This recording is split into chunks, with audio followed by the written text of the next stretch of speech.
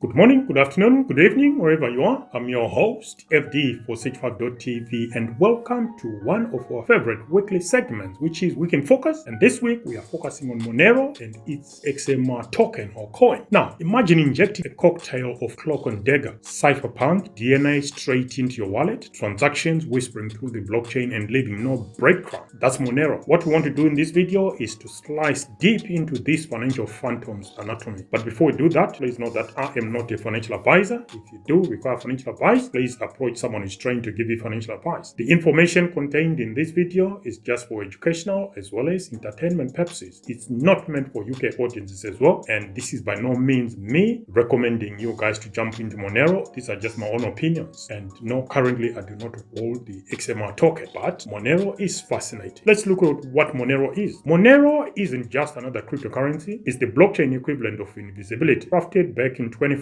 as a fork of Bitcoin, not Bitcoin, but Bitcoin under the pseudonym Thankful for Today. Monero was designed from the start for untraceable, unlinkable transactions, where senders, receivers, and transaction amounts vanish behind cryptographic illusions. It's private by default, fungible by design, and a true privacy coin beast. So if you're into privacy, Monero is the one you should be looking at. Let's look at some of the key features that Monero has and what makes it what it is, one of the leaders within privacy. You got ring signatures, where Monero mixes your transactions with decoys so tight that identifying the real sender is like finding a whisper in a hurricane. Stealth addresses, where Monero offers or issues one-time ghost addresses for recipients, no public address linkage whatsoever. Ring city and bulletproofs. These are amounts hidden using confidential transactions, optimized by bulletproof zero-knowledge proofs for smaller size and efficiency. And finally, you've got network privacy layers, where Monero integrates with Covery and I2P and Dandelion++